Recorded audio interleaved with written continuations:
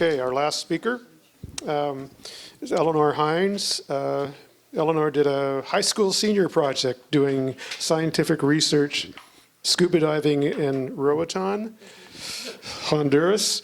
She also worked on risk assessment modeling in South Africa to provide risk assessment modeling in South Africa to provide solutions to water quality and quantity issues.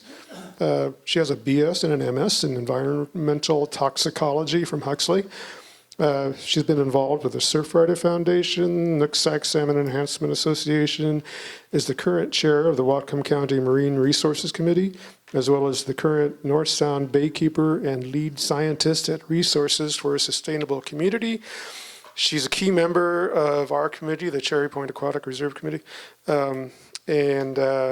In short, she works for fishable, swimmable, drinkable water. Please welcome Eleanor. Thanks, Sile. So first off, I feel like I have to explain this awkward bandage, my big pointy finger. I had a kitchen accident and it's fine. It looks way worse than it actually is. Just so you all know, I got asked enough times, so I figured talk about that. So as you might notice, Max Calloway's name is up there. And for those of you who know Max Calloway, I am definitely not Max Calloway. So Max Calloway from the Puget Sound Restoration Fund was supposed to be here today, but he also had a bad week. Although after watching that herring video, or the forage fish video, man, I thought I was having a bad week. I'm glad I'm not a forage fish.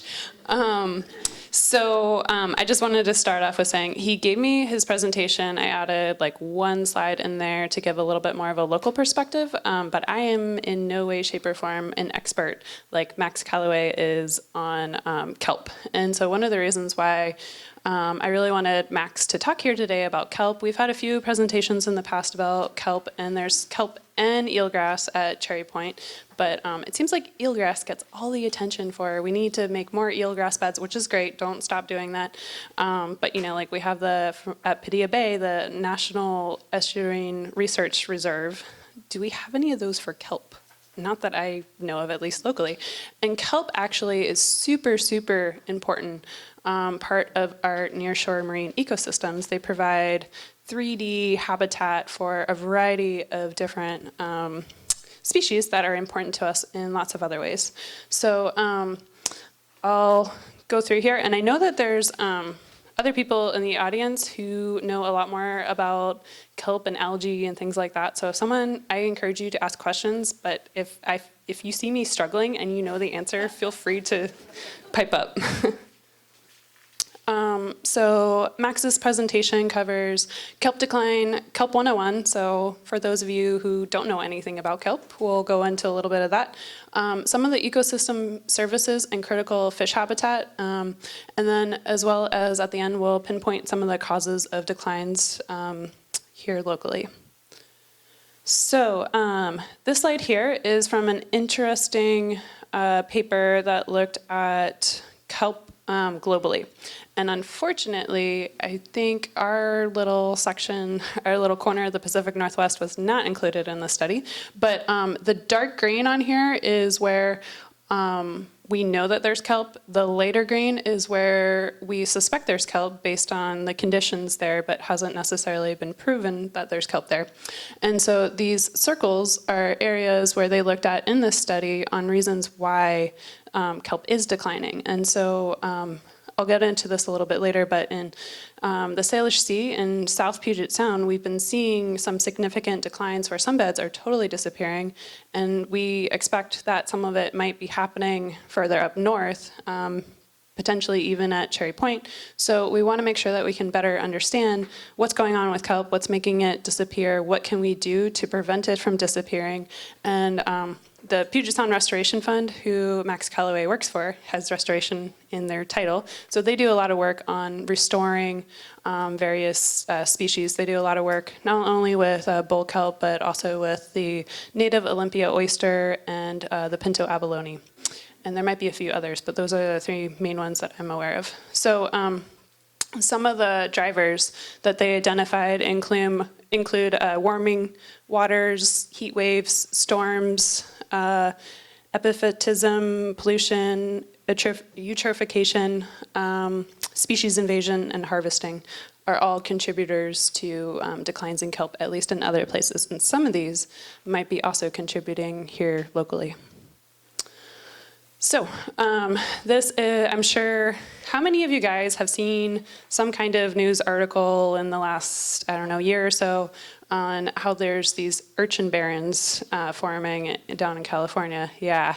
So luckily here in the Salish Sea, we don't really expect to see urchin barrens forming. There might be a few cases where we might see some of it, but we're not expecting it to see it on the scale as they're seeing in California. In 2008, you can see where there was kelp cover, and then in 2014, those same sites, that's what was left of those kelp beds. And Michael, you had something? I was going to say, urchin barrens do occur here in Puget Sound. Yeah.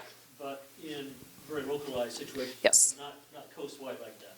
Yeah, yes. So we could see some, but we're not expecting it to wipe out the entire Puget Sound area. And so for those of you who aren't aware of what the urchin barrens are, basically, to some degree, sea stars got wiped out by sea star wasting syndrome, which allowed urchins to take over. So we put the ecosystem, we contributed a little bit to it. It's really unclear exactly what causes sea star wasting syndrome. But so a key predator was wiped out, which allowed another species to move in. And because there was so many urchins who eat the kelp, all of a sudden, all the kelp disappeared. And they're really, really difficult to get rid of too. So there's some interesting work going on down there. And I'm going to move on because I don't think it's going to be the main focus of what we will see here in the Salish Sea. So what about our region? I'll talk a little bit about some of the information that we do have and some of the bull kelp distribution and trends that we've been seeing. There's very little data on the understory that we have, and also, as I mentioned earlier, we were left out of one of the main global assessments. So it feels like in the last couple of years, there's been really a lot more research on bull kelp. A little bit of it, I think, was really stemmed from seeing all of these kelp beds disappearing in the South Sound and like, what can we do before they all disappear so that we can prevent it, because it's really important habitat as well as an important species. So kelp distribution in the Puget Sound area and a little bit of the outer coast. Over on this side here, we have the understory kelp. And then over here on this side, we have the floating kelp. So the floating kelp really helps to create those 3D kelp forest structures that provide really important habitat. And so that's going to be the main focus of this talk, although the other algae is all definitely super, super important too. So South Sound kelp. So this map here shows, you can see the different colors, and the red is further back in time, all the way up to green being more recent. So this is the last year that those kelp beds were observed in the South Sound. Yes? Before you go any further, you might want to define what you mean by understory kelp. Okay. I'm pretty sure I know what you mean.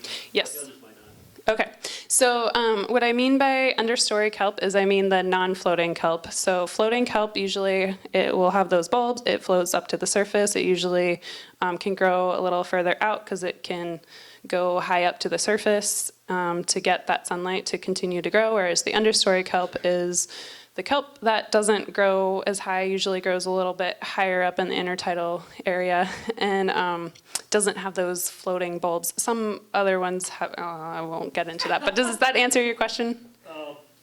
Yeah, sum it up, basically the understory kelp are the ribbon kelp. Yes, understory kelps, ribbon kelps, if you're aware of those. Yes? You talk about understory kelp. Does that, you haven't defined kelp yet, would that mean understory algae of any sort, or just big brown algae that is probably how you'll define kelp? Yes, big brown algae in a nutshell. And if Max were giving this presentation, he probably would have started off with that, so thank you. Anything else that I missed to get us all up to speed from the kelp experts? So is bull I'll get into some of the different kinds of floating kelp in a little bit. And if you still have questions, then I can answer them. Any other questions? Because I want to make sure everyone's all up to speed. Is sargassum included in your kelp? She's gonna get it. Sargassum is included in here. But it is, so I also didn't create that last map, so I don't know all the nitty-gritty details of what's included in there, if it was included in that. However, so going back to the South Sound, there has been a 67% loss of linear extent of the kelp beds down there. And so there have been at least 2 canopies that were lost in like the last 5 years or so. And it's also worth noting that the South Sound water is warmer than a lot of the other basins throughout Puget Sound. And I'll get into the temperature in a little bit because it looks like temperature plays some role in decline in kelp. So moving up to the Central Sound, there have similarly been losses in the Central Sound as well. And so Puget Sound Restoration Fund has really been working with the Department of Natural Resources on trying to get out there and study a lot of these. I think particularly in the Central and South Sound, whereas in the northern range of the Puget Sound area, the Marine Resources Committees working with the Northwest Straits Commission have been doing a lot of citizen science surveys. DNR is still doing work up here, but we're trying to fill those data gaps because before 5 years ago, there really wasn't a lot of information about how much kelp do we have out there. There were some people that went out, I think it was like in the late 1800s, and probably in a rowboat went around looking for where all the kelp was along our shoreline because there was some economic interest to use it for things like fertilizer. And so that was probably the last comprehensive study that was really done until recently when we realized these kelp beds are disappearing and we should figure out what's going on. So as I mentioned, Northwest Straits Commission and Marine Resources Committees are doing these kayak kelp surveys. So they go out and they have volunteers who then take a GPS and they take a perimeter of kelp beds. And these kelp beds are somewhat determined on where we know that there's kelp beds, as well as what's accessible and what's safe for volunteers to go out and do. They try to supplement them a little bit by having airplanes fly over at a certain time, hopefully when you're doing the survey, but not always, and taking aerial photography of them. We've also been exploring various other methods of trying to compare them, but having people out on the water is a really great way to engage people in community science and better understanding what's out there. Because there's a whole slew of other problems with, if you take drones out, you have to make sure that, if it's too sunny, then there's a huge glare off the water. But if you're a citizen scientist out there on the water, it's not as big of a problem. You can still see where the kelp is. Some of the kelp forests have been lost down in Snohomish County. Some of the bull kelp forests at Edmonds, as well as up at Cherry Point, have also seen some declines. And on my next slide, these perimeters were taken on GPSs by our community science volunteers out there in kayaks over the past years. So gray is the most recent. 2018 was in yellow, 2017's in red, and green's in 2016. And off of Southwest Lemmy Island is the bed that we've been surveying the longest. Alden Bank, do you guys know where Alden Bank is? It's off Cherry Point, and it's basically 5 miles away from land in any direction between Cherry Point and Susha Island. And so it's looking like this year the kelp beds were a lot larger, actually, than they have been in the past. We're still trying to understand why that might be. At Cherry Point, though, in gray, so this is the bed just off of Gulf Road.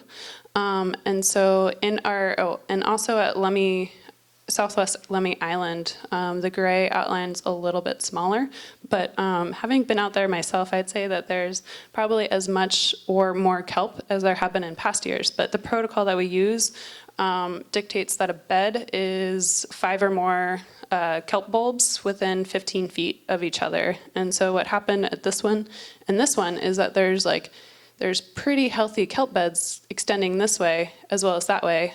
This one, there's not really much going this way, but there is definitely still more kelp going that way. And because it didn't qualify in our protocol as being the same bed, it comes out as being a little bit smaller. So just something to note. Eleanor? Yeah. I'm going to pass this on to Max, but when we were monitoring kelp bed densities between 1988 and 1993, we found substrate availability to be a primary driver. After a big storm, which cleaned off a lot of rocks in the subtidal, we got a huge growth of kelp. Yeah. So substrate also can play a huge role in this. And so the years that I've gone out to the Southwest Lemmy Island site, it's really interesting because sometimes just on the southeast side of Lemmy Island, sometimes there's beds there, sometimes there isn't. And sometimes the beds leading up to here on the west side too, sometimes there won't be a bed there, sometimes there'll be a huge bed. And Cherry Point too, I'm sure the substrate seems to change quite a bit, and that's one of the things that we don't look at. If you have any suggestions on a good way to look at it, I would love to hear them, especially if it's something that volunteers can do while they're out safely in a kayak. Great. So the Samish Nation also did some surveys as well. So it's hard to see on here, but there's the pink, which are potential losses in 2016, the turquoise losses in pink is 2006, turquoise 2016.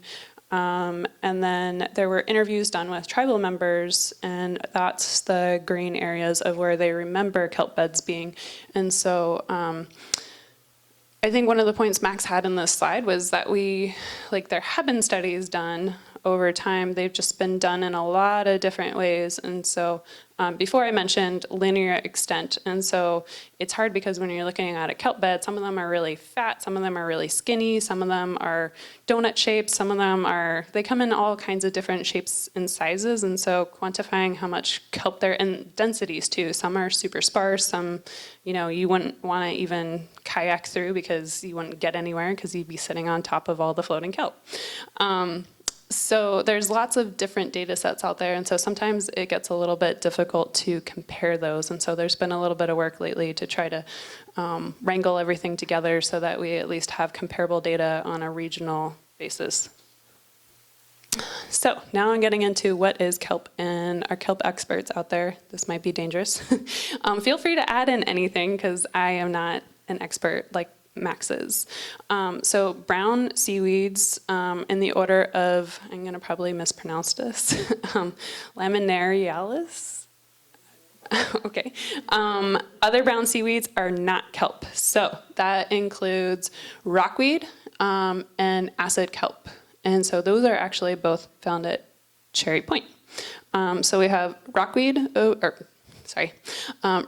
here and acid kelp over here.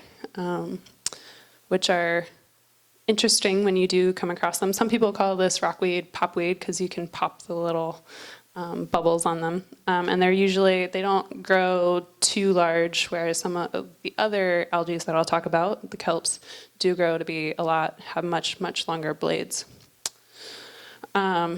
Here's the basic kelp life cycle.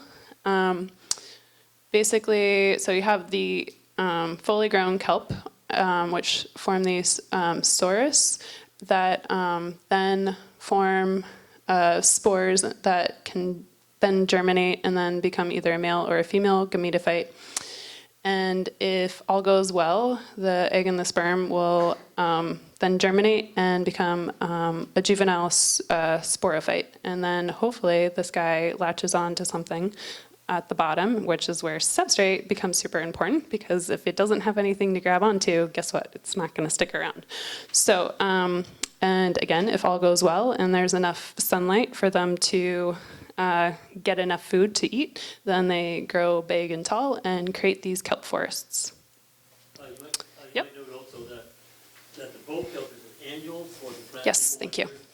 Whereas other browns are perennials, like lemonarians, for instance, are perennials, so they're all the time, whereas bull kelp is really Yes. only there in the summertime, mostly. Yeah, so bull kelp, as Michael mentioned, is really an annual. It's basically there in the summertime. So in the kayak kelp surveys that we do, we mainly do them maybe end of July, August, September, if we went out earlier than that. And we've noticed that at different kelp beds, they kind of appear at different times throughout the Puget Sound, so the timing's a little bit different. Yes, Barry? So as an annual, the whole thing that grew that summer dries back, including the whole grass.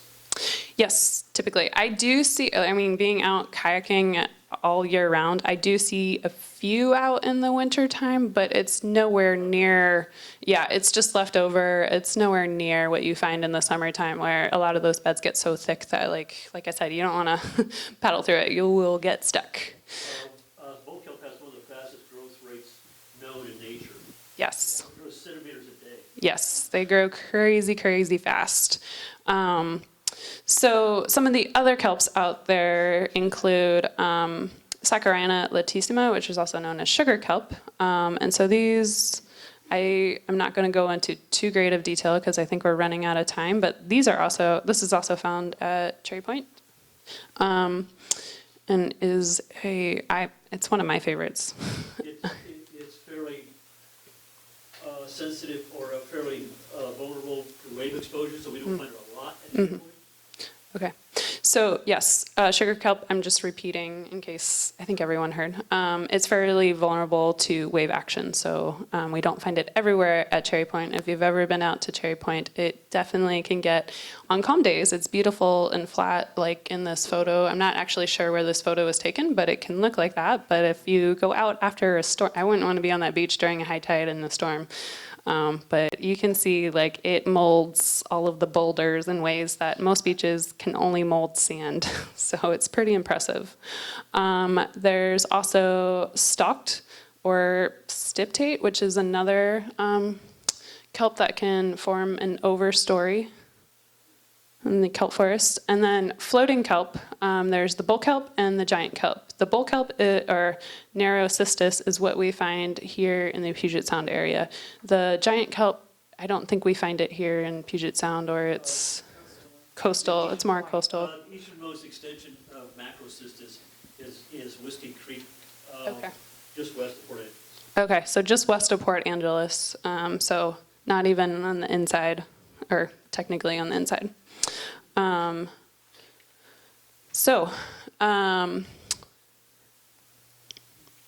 Kelp are a foundation species, and they're ecosystem engineers. So as you can see in this photo, they really have this three-dimensional habitat that they create. Their primary productivity rivals that of rainforests and agricultural fields. They can alter the physical environment. So with the carbon that they uptake, they can actually mitigate some of the ocean acidification conditions so that it actually brings the pH to a better level that the organisms prefer. Nutrient uptake can also help combat nutrient pollution, which is also a problem here in Puget Sound. It also slows down the water movement, and so it's crazy where if you go out to Alden Bank, which is in the middle of the water, right in the middle of that kelp bed, the water is usually pretty calm, whereas outside of it, it's doing all kinds of crazy stuff.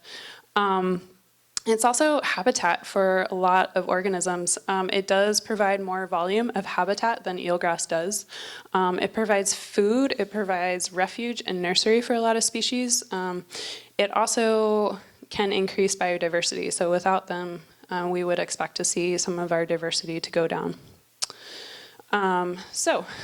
Kelp provides detritus and wrack provides food. And so wrack is what you see washed up on the shoreline after high tide, usually the small stuff that floats up and sits there, and then you see sand fleas and other stuff feasting on it.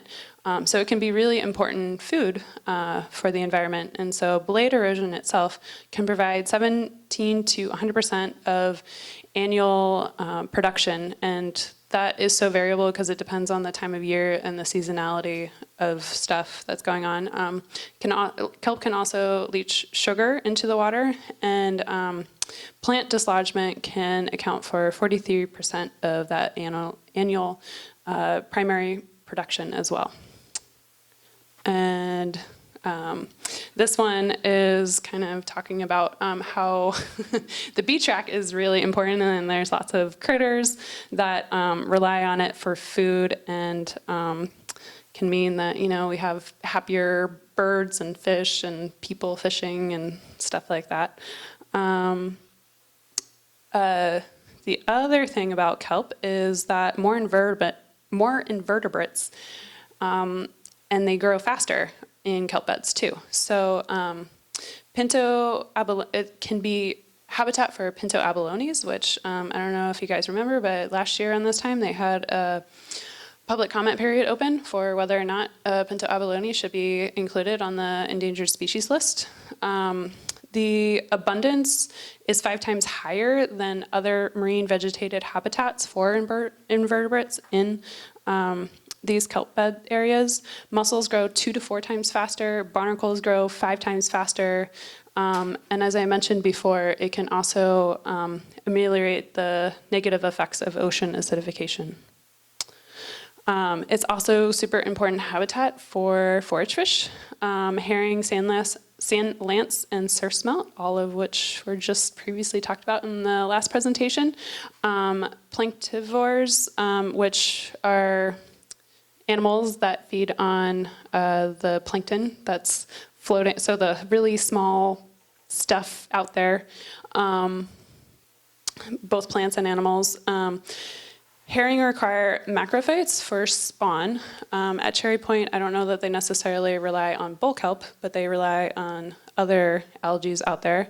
And many species use nearshore for spawning as well as rearing habitat. So super important for forage fish, as well as rockfish and others. So young of the year rockfish are often most abundant finfish encountered during surveys in the California kelp forests. Juveniles hide in the canopy and migrate down to deeper water as they grow, and so having that really great 3D structure is really important. Deep sea kelp mats have found that they can support adult rockfish food webs. And so rockfish is another reason why I know the Marine Resources Committees have been really interested in getting involved in the kelp research as well. Salmon also use kelp as a refuge. Puget Sound juvenile out-migrating and nearshore rearing periods coincide with peak kelp productivity, which also makes me think about climate change and how there's all of these timings that are really important and sensitive. So that might be one thing to consider as we start thinking about some of the challenges that climate change might bring. Juveniles will leave this area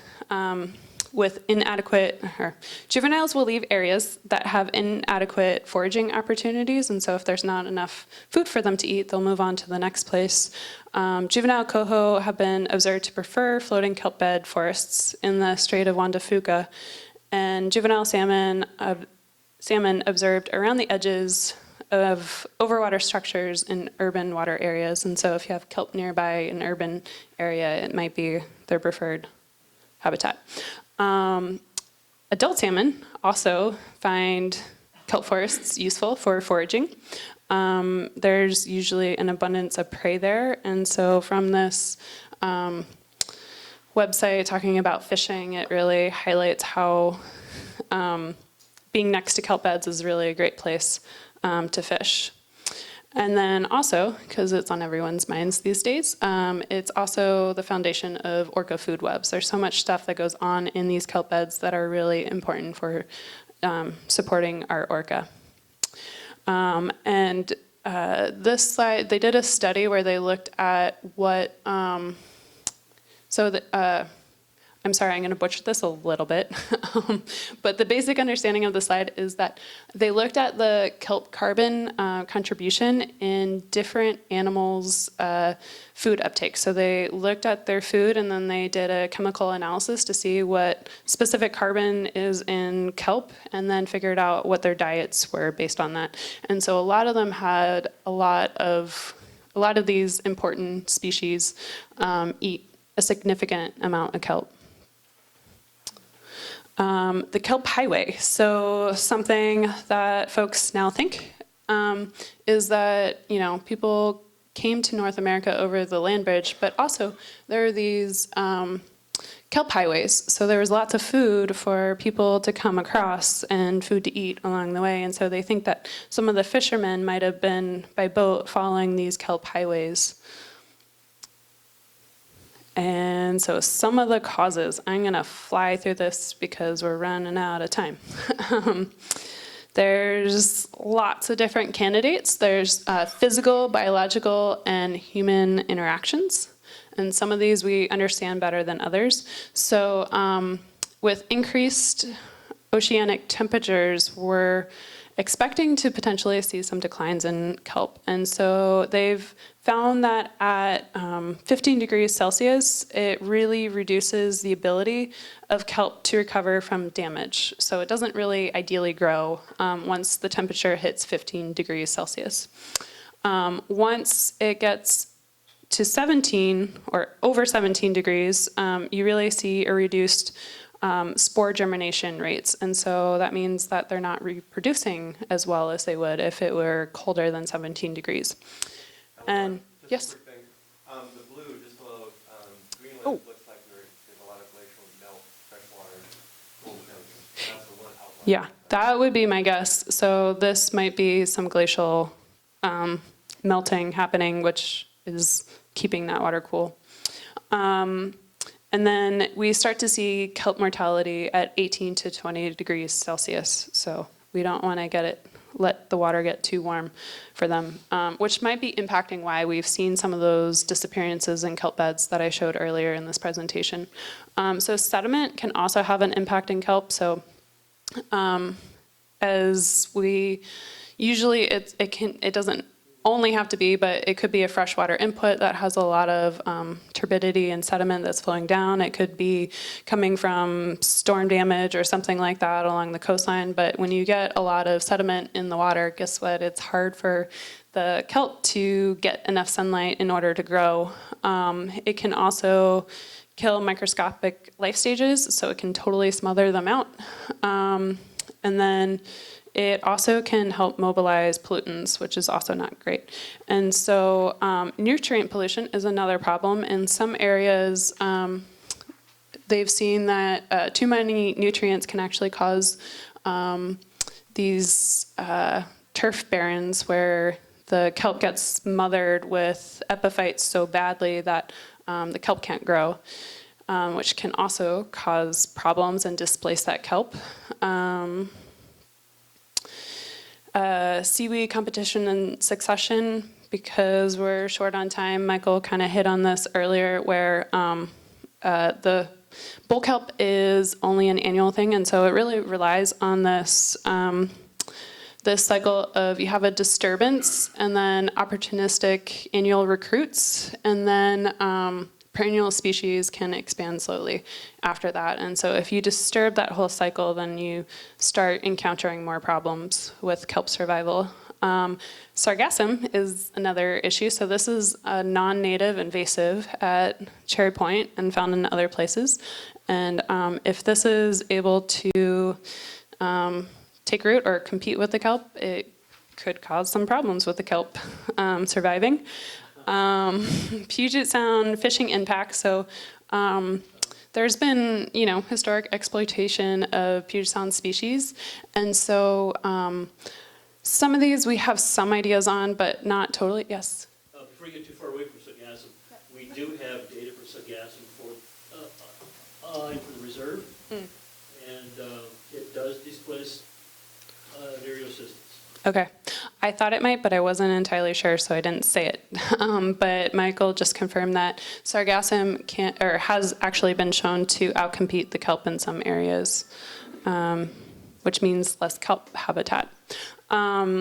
And so with the historic exploitation of species, we've been fishing a number of things and having a whole bunch of other impacts on our nearshore marine environment. And so we're still trying to understand how does that actually impact our kelp forests. And some of them we have some ideas on, but in California we saw when we took away sea stars, all of a sudden the urchins were able to take over. And so is there something here that we have knocked out of balance that we need to make sure it gets back into balance so we don't end up with a similar situation?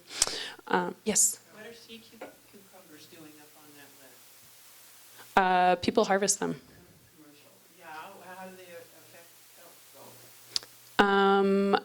Max put together this slide, and I am not entirely sure, but it could be something where we've taken away sea cucumbers, and something that would normally eat the sea cucumbers might then eat something else that might impact the something along those lines. And that's why there's that question mark after, does it change the kelp forest or not? We're not sure. Grazers also love kelp, and so there's some speculation about these kelp crabs and what impact they might be having at some of the beds, especially in South Sound. They have been seeing that the beds disappearing. They've seen a lot of kelp crabs. We're not, as far as I know, we're not entirely sure. I don't think that we can really necessarily point the finger solely at them for disappearing kelp beds, but another factor to take into this whole picture. And so the Washington Department of Natural Resources, Puget Sound Restoration Fund, National Oceanic and Atmospheric Administration, and Northwest Coast Commission have been working on this kelp conservation and recovery plan that should be coming out pretty soon. So the slide says later this month. I hope it is later this month. But it's supposed to really outline the science that we do have, maybe identify some of those data gaps, but also tie together what policy actions we might be able to take, because we've been doing a lot on eelgrass, but we haven't really done too much on kelp. And depending on, the other thing too is when you look at Army Corps of Engineers and how they define submerged aquatic vegetation, it's up for debate whether or not kelp is actually included in that, because it says rooted. And so some people take rooted to mean it's just attached, and some people take that literally to mean that it's actually rooted to the substrate. And since kelp doesn't have roots, it's got stipes, they don't always protect it when they're issuing permits on things. When I was consulting before I semi-retired, SAV, as it was called, included all aquatic vegetation, fresh and salt water. Right. But the emphasis was on eelgrass, and there's some kelp out there too. Right. So I've heard different Army Corps of Engineer offices interpret it differently, but it's just something that we probably should clear up at some point, or figure out if we can fix the permitting system so that it better protects kelp like it does our eelgrass. So for those of you who know a lot about kelp, or even those of you who don't, I would definitely look out for this recovery plan if you're interested in it. So the takeaway is bull kelp is in decline in Puget Sound. There's little data on the understory species. Understory species have similar stress responses as bull kelp does. Kelp recovery and conservation actions support ecosystem-based management approaches. So I hope that I've convinced you, at least more than before this presentation, that bull kelp is something that we should all be paying attention to and advocating for, because it certainly it doesn't have a voice on its own. So if you guys, I ask you all to advocate for the kelp when you can. And thank you, and I think I might be out of time, but.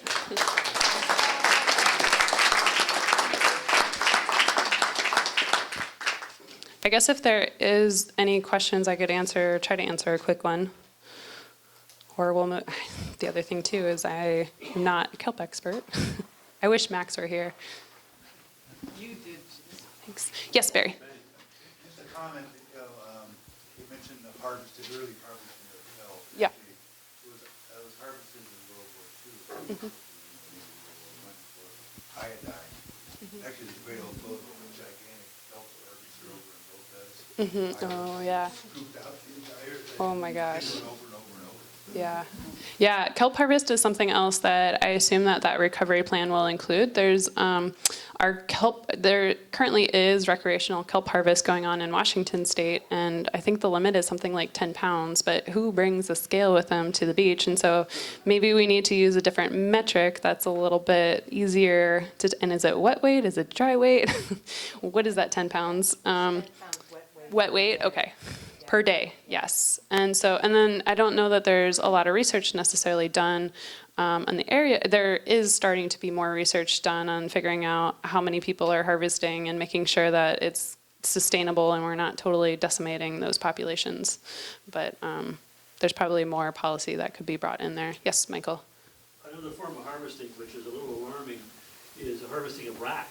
Because I run into people at Cherry Point or at Gulf Road that are harvesting every bit of cast up seaweed they can get for their gardens. Right. And I'm going, but what about all those nutrients and et cetera, this Right. sort of thing, which are rack supplies back into the water? Right. So taking those nutrients off the beach can also be a great thing for your garden, but then it means that that beach habitat's really missing out on that. I think was there one more? Yes. Yeah, how did the sea cucumbers get on that list? I have just a thought on that. Okay. They are bottom feeders, and they might, over the winter, consume the male and female gametophyte generations, so that Okay. come spring, why, the sporophyte Yeah. isn't there. So Bob. It's a possibility, just a thought. So Bob's speculation is that sea cucumbers might have made it up there because they're bottom feeders, and maybe they eat the gametophytes that would eventually grow into or produce larger bull kelp, and so maybe that's why they made it on there. And so, yeah. The recovery plan, was that DNR or Fish and Wildlife? I didn't catch that. Washington Department of, DNR. Yeah. DNR, NOAA, Puget Sound Restoration Fund, and Northwest Straits Commission they went in on a joint grant, from my understanding, to put it together. So I'm going to go on to wrapping up this whole thing. So I assume a lot of you guys are here because you're really concerned about climate change, because I know I certainly am. And lately the media has been throwing story after story that can feel, frankly, really depressing, which isn't helpful. It's good to get people to understand the gravity of the issue, but some of what was included in Susan's presentation earlier today, where I think like the storytelling is really important, and making sure that there's, some hope for people and some things to really like latch onto and be able to take away. So whenever you do presentations like this, the what can you do part, I think, is always important. So I'm going to quickly go through some of the climate challenges. I'm going to try to be a little bit more specific to Cherry Point. And if you have any questions, feel free to ask along the way. But I'm hoping to wrap up by 2:15, and then at 2:15, if Todd and Sean want to come up, and then we can leave the last 15 minutes open for open discussion and question and answer. So here I go. So storm surges. How many of you recognize this restaurant? It's at Birch Bay. Yeah, so storm surges can be a huge problem for lots of different reasons. And so we're trying to better understand some of this. And so one of the things you guys can do about storm surges is a quick and easy, sort of. If you download the MyCoast app, you can sort of adopt a beach and take photos from the same spot in a time series. So every time you go to that beach, you can take another photo. And what happens with those photos is somebody takes all of them and then they look at the light pixels from the wave action, and then they're able to tell how that beach might erode in the future. And from that, they can figure out how they might better manage storm surges like this. And I know that that road out there had quite extensive damage. And so figuring out things like, you know, okay, this road was really damaged. Do we just fix it and keep going with it? Or, you know, at what time do we maybe consider what our alternative options are if that road is going to end up underwater eventually or something like that? Case in point, in the Aquatic Reserve, specifically is the Gulf Road. Yes. And Eleanor and I just noted the other day, we were out doing mussel watch days, Yes. that road out there has, its width has decreased Yes. markedly just in the last couple of months. Yeah. How many of you guys have ever been out to Gulf Road at Cherry Point? A number of you guys. Okay, so as you're driving out there, if you're driving out there and you were to try to keep that double yellow line on your right hand or your left hand side, you might end up in the water. Because that road is definitely eroding away. Increased wildfires is another thing. And so with increased wildfires, I also want to say it's not just wildfires. There's lots of other natural disasters that are ongoing, and we're going to only see more of them. And it's really that convergence of all of these natural disasters happening like all at once and creating more problems all at the same time. One of the other things that we experienced a couple of years ago with the Cherry Point Aquatic Reserve is that while there were more wildfires, that meant that DNR had to spend more money on fighting these wildfires, which then meant the Aquatic Reserve had a lot less money and attention on it because we had to deal with these things. And so there's other consequences of wildfires and other natural disasters that are ongoing that make it really challenging. Warmer waters, I talked about that earlier, and there's, you know, and that came up in Sean's presentation with different, like the invasive species the green crabs have a much wider range and they can survive better in warmer water than maybe some of our native species. So warmer water can definitely be a problem. And so things like making sure that we have a good, healthy riparian habitat with you know, on rivers, we do a lot of tree plantings to make sure that our water is going to be shaded in those rivers. But you can do similar things with the nearshore marine environment with having more vegetation there too, which could be important. I know when I do our surf melt surveys with the Waka Marine Resources Committee, there's some areas where there's no shading, and oftentimes if we do find eggs there, they're not alive because they've been cooked by the sun versus the shaded areas where they're a little bit more protected. Ocean acidification is something else that I think has come up a few times throughout today. So one of the things that Department of Natural Resources is doing is they're putting these sensors out there, and that's collecting a lot of really useful data, maybe not only for their purposes, as well as other people's on temperature, salinity, pH, and chlorophyll. And so they're looking at how eelgrass can be a refuge with increasing ocean acidification. And it's looking like it can definitely help our shellfish survive a little bit better. And so that's another thing that you guys can also get involved in too if you're interested. I know a couple of folks in this room go out and help us with those. And I think on November 25th, 25th or 26th, they're going out again to do the swap. And so this is just in 25th, okay. At nighttime, because that's when the low tides happen in the wintertime. So it's a great adventure out there on the beach. Overall, other declining populations, you know, these great blue herons are literally on top of the kelp, relying on the kelp to stand up there and fish. But there's lots of other species that rely on kelp. But kelp, if kelp disappeared, it would certainly impact a lot of other species. But kelp is the only one out there. So we're expecting to see shifts. And so It's really important that we better understand what species are out there and what we can do in order to mitigate that. The Cherry Point Aquatic Reserve Citizen Stewardship Committee also has adopted 4 sites at Cherry Point where they do intertidal monitoring surveys. So they look at what's out there, and it's a long-term monitoring thing. So there's lots of variability in nature, which is fine. But if there were to be any changes, hopefully we'd be able to capture those in those intertidal surveys.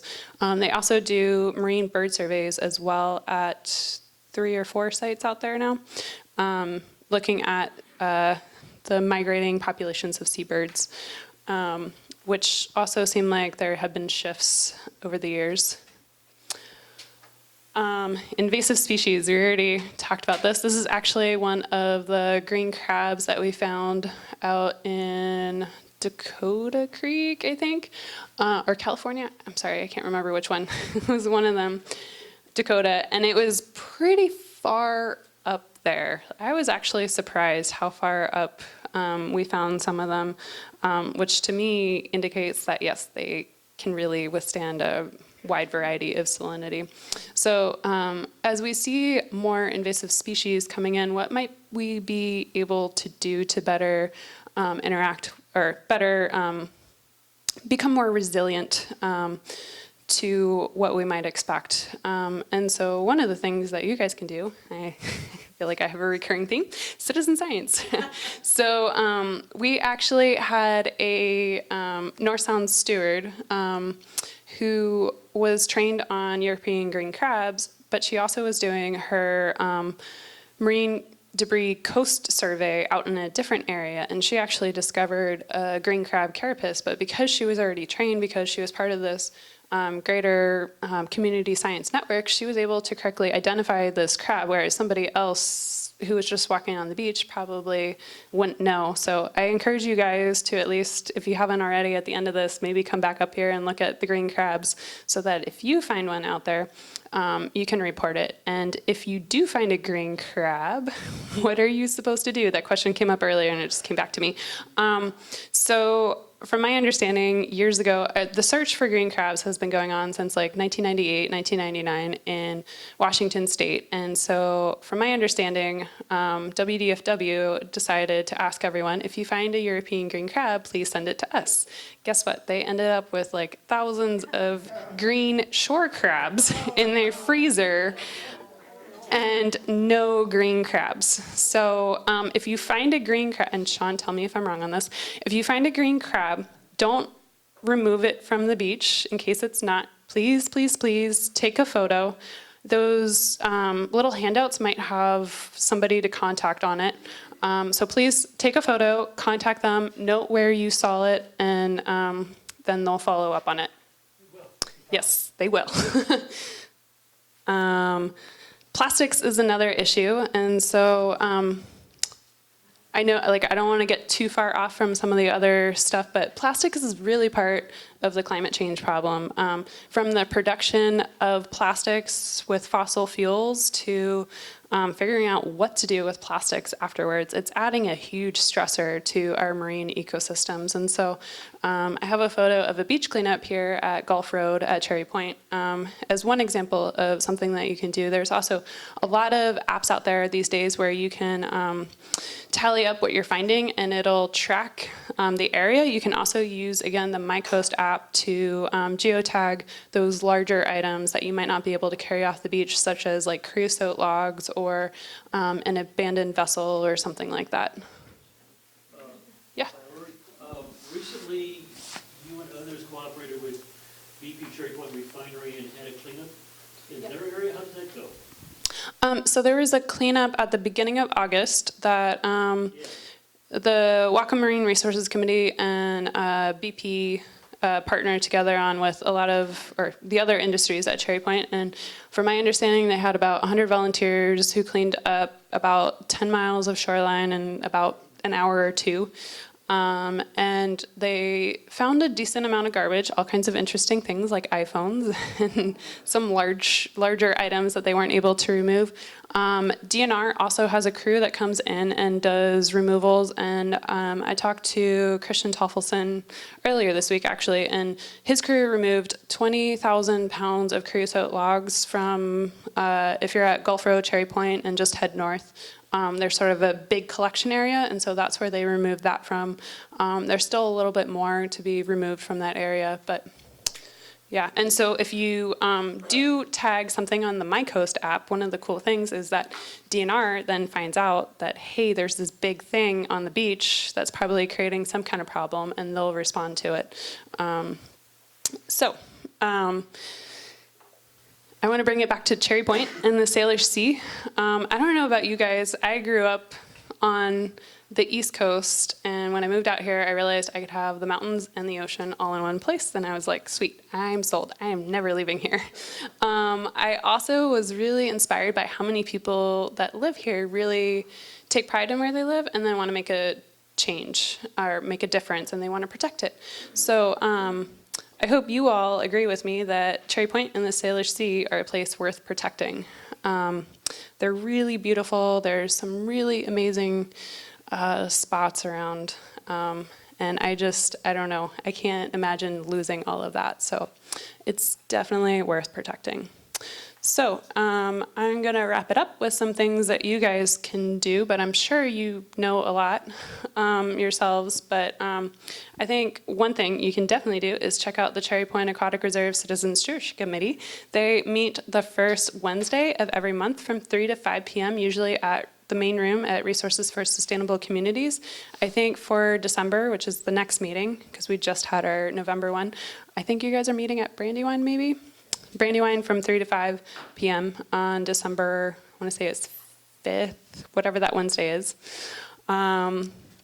You can also help out with citizen science. We have the North Sound Stewards program, which has a huge variety of different citizen science programs that you can partake in, and it's a great way to educate yourself. And I also hope that all of those folks who volunteer with the citizen science programs then have important stories that they can go home and tell their neighbors, like, did you know this about the green crabs? And this is how you identify them, and this is why it's really important that you know how to identify them, and we do all we can to stop the invasion of them if we can. Or, did you know this about this intertidal species? Isn't that cool? Isn't that worth protecting? Also, uniting on bold climate action at the local, state, and national scales is also really important. And I would tie that into the last bullet point on here, where making sure that you vote for the climate, because that's if the people making the decisions aren't bought into the whole climate change thing, it's going to be really hard to make any changes.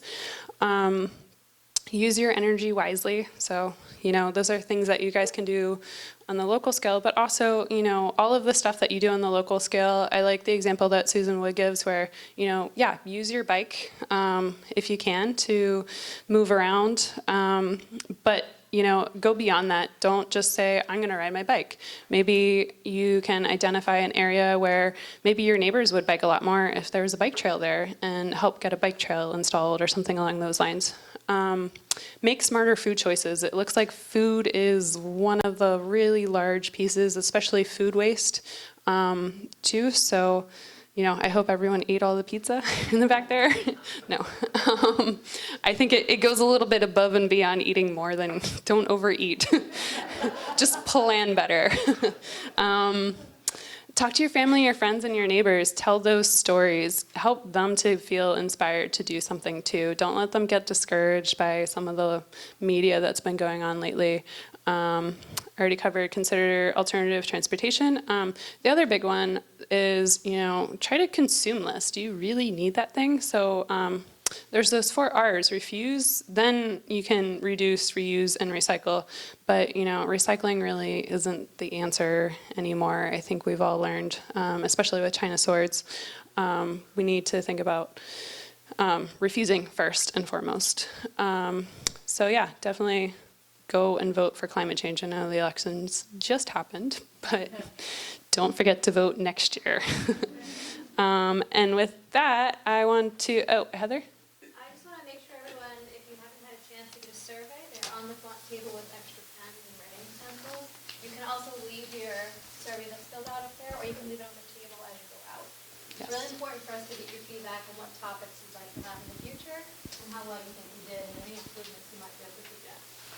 Yes, we would love for you all to come back next year, so let us know what you want and how we can make it better. So with that, I would ask Todd and Sean to come back up, and if folks have other questions, we can field them, or, thank you.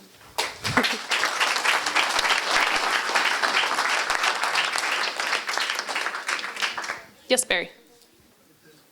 A little bit off subject, I guess, but not exactly. There was quite an effort to get rid of ghost nets and abandoned crab pots. Yes. There's a huge area up there in North Island.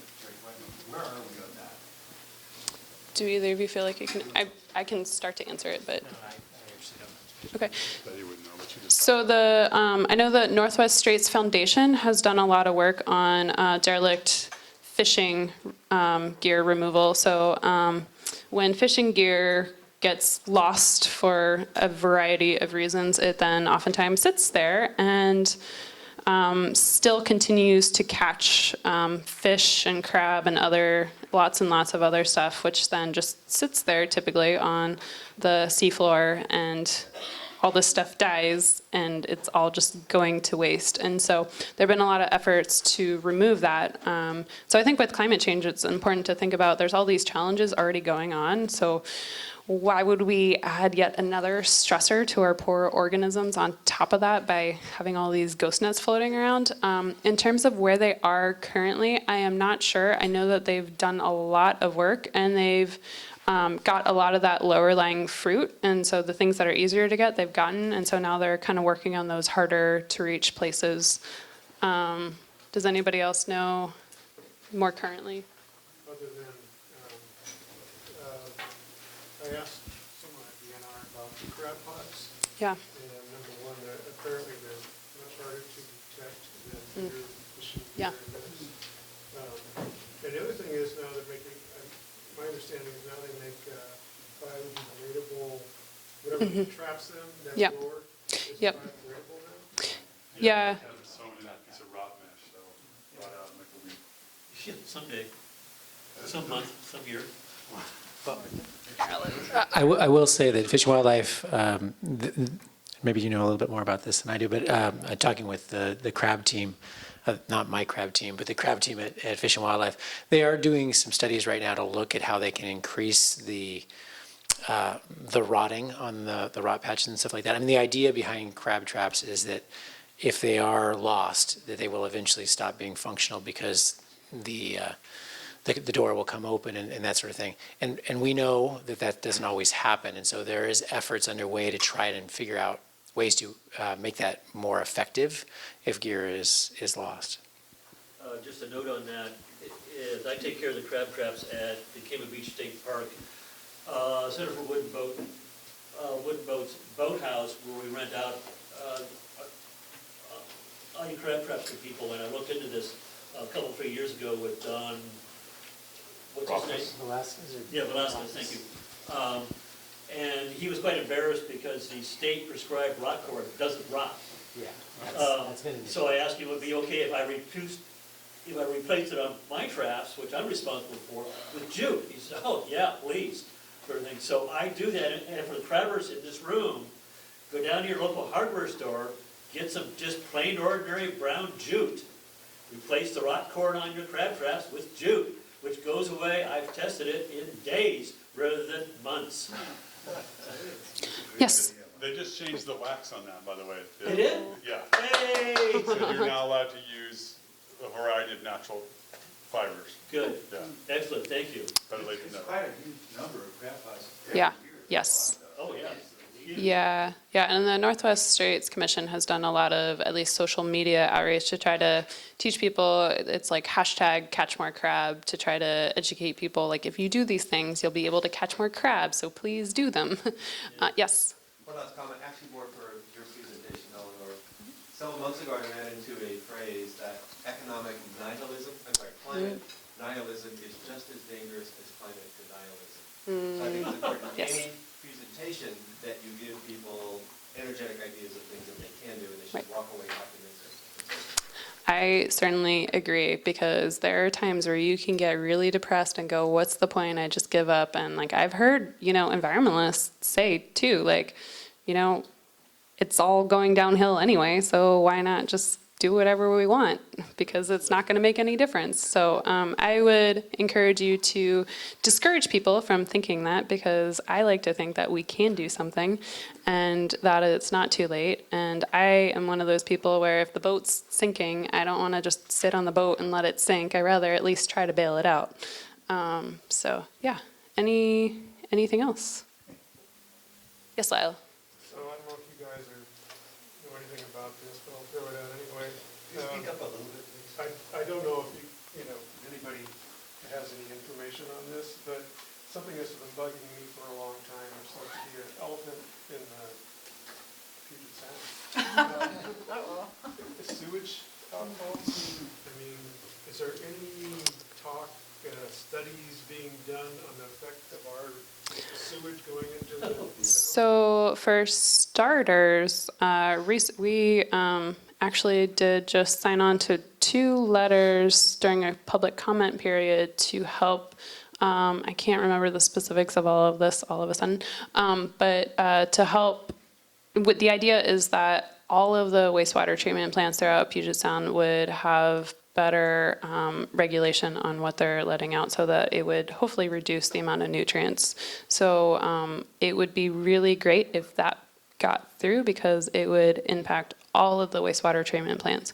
That's not the only problem that's going on, of course, but I don't know if you guys have anything else, but I know that there are ongoing studies, but it's a big issue.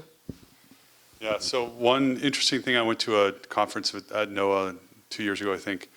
One of the kind of old timer is looking at nutrient supply versus the measurement they're using was salmon smolt to adult returns.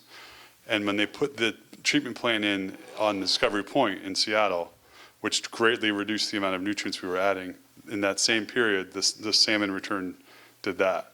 And of course, there's other climate signals involved, but it was interesting. And the real concern there is that we looked at, we're always comparing our smolt to adult survival to the years preceding that, when we may have artificially inflated the system by pumping a bunch of nutrients in. We don't like to think about what those nutrients are, but they're just nutrients as far as the critters are concerned. So, I used to address this for hire back when I was consulting, and it's not so much nutrients are the problem, actually. It's the unfilterable, untreatable parts, the birth control pills, the drugs, and this sort of thing. The treatment plants can't address that yet with current technology. Right. There's no filter. There's no filter to take out the estrogen duplicators and this sort of thing, so on and so forth. This was found to be a huge problem in the Columbia River decades ago. It's a huge problem in Puget Sound. People flush everything down the toilet, sort of thing, and the stuff comes out of your bodies also, goes down the toilet and goes out through the treatment plants. And yeah, the good treatment plants are up in secondary, tertiary treatments these days, and so they are taking out a lot of the stuff we used to dump out there, but they still can't take out the really harmful stuff that gets into the orca, the rockfish, and this sort of thing, reduces reproduction. So. Yes, that's true. There's lots of things that get through our wastewater treatment plants that it would be great if they could filter them out, but they're really, really difficult to. I know there's lots of folks working on it. And for starters, don't flush your medications down the toilet, please. It's not even just, I totally agree with Mike was saying, like road runoff, the studies we did on like the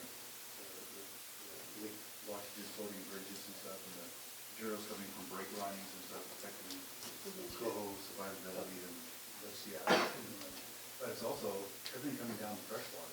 Yep. Because that's a huge input coming off the land, off their woods and yards, into the track, untreated, and again, right into the sound, so into the estuaries. It's a big problem.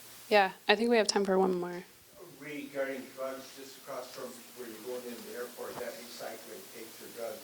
Interesting, if you go to Europe, like in Spain, all drugstores have a place to deposit your drugs if you go into the drugstore. Yes, Europe has a much better extended producer responsibility program than we do in the States. The police department takes them also. Yes, police department takes them too. So a lot of different things, in wrapping up, there were a lot of different things that came up here. And one thing that I want to emphasize is that sometimes it can, feel frustrating where it's like, okay, I went to this talk on climate change and I walked away with like, maybe I should ride my bike. Like, what kind of a difference is that really going to make? And I want you all to remember that it's all part of the larger puzzle, and so it is helping. And one of the things that Dr. Brooke Love from Western Washington University said in her presentation last year is that there have been studies done, and people acting on the local scale actually can mitigate some of the climate change impacts. So I want you guys to all walk away with that thinking, yes, it's not hopeless. There are things you can do, and doing your part is really important, because if you guys aren't doing things like riding your bike or pushing for more sustainable, renewable energy sources and things like that, it's never going to happen. And so you guys, it starts with you guys, and you have to push it on up. So thank you. Do you want to mention what's the point? Oh, As a positive thing? sure, yeah. So another cool thing, Cherry Point is a really, really cool place to check out if you haven't ever been, or if you have gone. It's always cool to go back. So on June 21st, Sunday, I think. No, Saturday. At Point Whitehorn Park up at Cherry Point, there'll be this wonderful, amazing event called What's the Point? And there's a whole bunch of partners involved in it, including the Cherry Point Aquatic Reserve Citizen Stewardship Committee, the Whatcom Land Trust, the Marine Life Center, and a bunch of others will be there, along with a bunch of lead naturalists. So if you've been to Cherry Point but maybe don't know what kind of critters are out there, these folks will tell you, and it's really cool and interesting, and it'll be a super low tide, so it'll be really awesome to check out. So I know that it's 20th? Thank you. June 20th. Is that the solstice? Close to it. So come celebrate the solstice, or close to the solstice, out at Cherry Point with a super, and that makes sense that there's a super low tide then, maybe. So yeah, thank you everyone. And don't forget to fill out your evaluations. There's a few extras up here, or come grab a European green crab brochure so you know what to do if you do find one or think you found one. And thanks so much. And thank you, Todd and Sean, for sticking around.